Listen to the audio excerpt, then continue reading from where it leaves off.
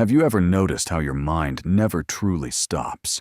No matter how much you want it to, no matter how tired you feel, no matter how quiet the world around you becomes, there is always something happening inside your head, a constant stream of thoughts moving from one idea to another, from one memory to the next, from one worry to something that hasn't even happened yet.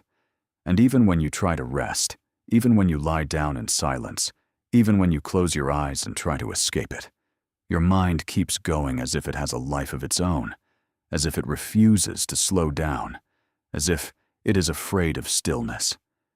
You might tell yourself that this is normal, that everyone thinks like this, that this is just how the human mind works, and in a way, that is true. But what most people don't realize is how deeply they are controlled by this constant noise, how much of their life is shaped not by reality, but by the thoughts they replay over and over again, thoughts that feel real, thoughts that feel urgent, thoughts that feel like truth even when they are not.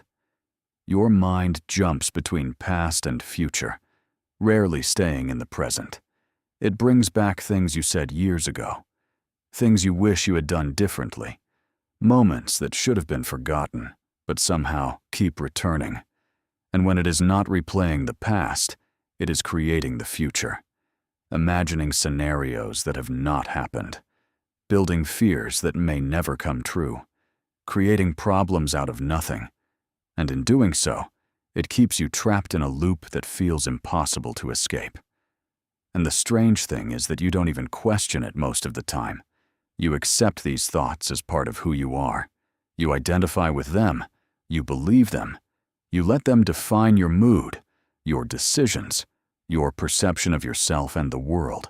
And slowly, without realizing it, you start living inside your mind instead of living in reality. There are moments when you become aware of it, moments when you catch yourself overthinking, when you realize that your mind is running faster than it should, when you feel overwhelmed by the noise, and in those moments, you might try to stop it. You might try to force yourself to think less, to calm down, to silence everything. But the harder you try, the louder it becomes. Like trying to hold back water with your hands, the pressure only increases. This is where most people get stuck. They believe that the solution is to control their thoughts, to eliminate them, to fight them. But that approach never works because the mind does not respond well to force. It resists it. It pushes back.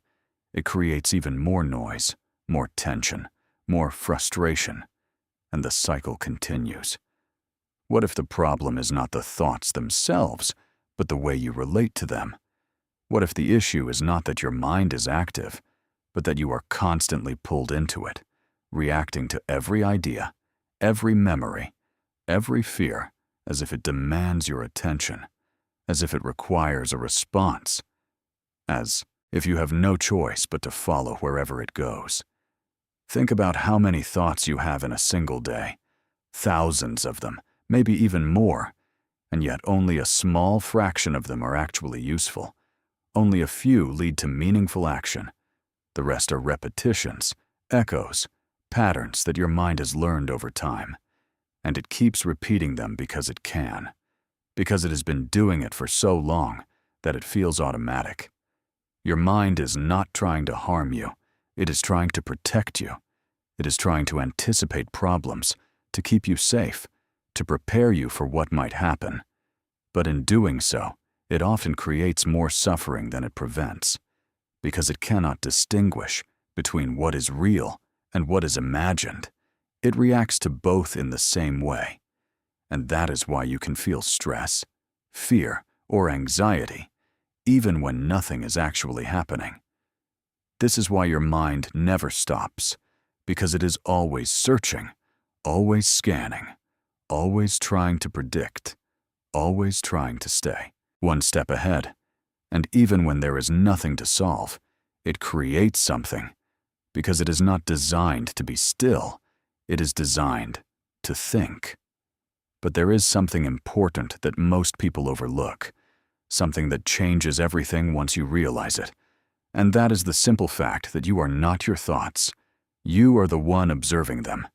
You are the awareness behind the noise, the presence that notices when your mind is racing, the part of you that can step back and see what is happening instead of being completely absorbed by it. At first, this might feel strange, almost impossible, because you are so used to identifying with your thoughts, so used to believing that they define you. But if you pay attention, even for a moment, you will start to notice that there is a gap, a small distance between you and the thinking itself, a space where you can observe without reacting. In that space, something changes.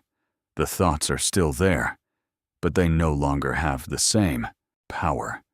They come and go like passing clouds. They rise and fade without pulling you in, without controlling your emotions, without dictating your actions. And for the first time, you begin to experience what it feels like to simply be, without the constant pressure of needing to think, solve, or fix something. This does not mean that your mind will suddenly become silent. It will still produce thoughts. It will still move. It will still create ideas and memories and possibilities. But your relationship with it will be different. Instead of being inside the storm, you will be watching it from a distance, aware of its movement, but no longer overwhelmed by it. And in that shift, something powerful happens. The noise begins to lose its intensity, not because you forced it to stop, but because you stopped feeding it. You stopped reacting to every thought as if it mattered. You stopped giving it your full attention. And without that attention, it naturally slows down. Most people spend their entire lives trying to control their mind without ever realizing that control is not the answer. Awareness is.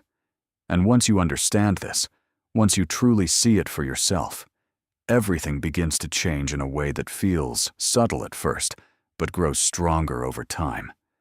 You start to notice the moments when your mind tries to pull you into the past or push you into the future. You recognize the patterns, the loops, the repetitive thoughts that once felt so important. And instead of getting lost in them, you simply observe. You let them pass. You allow them to exist without letting them take over. And in doing so, you create space. Space for clarity. Space for calm. Space for a different way of experiencing life. One that is not dominated by constant thinking. One that is not driven by automatic reactions. One that feels more real, more present, more aligned with what is actually happening instead of what your mind imagines. This is something that cannot be forced. It cannot be rushed. It is something that develops gradually as you become more aware, more attentive, more present. And the more you practice this awareness, the more natural it becomes, the less effort it requires, until eventually it feels like a new way of being. And when that happens, you begin to understand something that was always there, but never fully clear. That your mind is a tool, not your identity. Something you can use when needed. Something you can step away from when it becomes too loud. Something that no longer controls you in the way it once did. The silence you were searching for was never about eliminating thoughts completely. It was about finding the space beyond them, the stillness that exists underneath all the noise, the part of you that remains unchanged no matter what your mind is doing. And once you touch that space, even for a brief moment, you realize that the constant thinking was never the problem.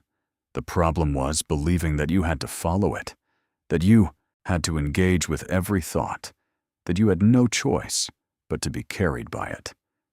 But you do have a choice, even if it doesn't feel like it at first, even if it takes time to recognize it, even if your mind continues to pull you back into old patterns.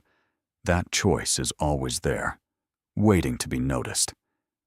And the more you notice it, the more you step into that awareness, the less control your mind has over you, until one day, you look back and realize that the noise that once felt overwhelming is no longer the center of your experience. It is just something that happens in the background, something you can observe without being consumed by it. And in that realization, you find something that cannot be explained in simple words, something that goes beyond thought, beyond logic, beyond the constant movement of the mind, something that feels like clarity, like space, like freedom. Not because your mind stopped, but because you finally did.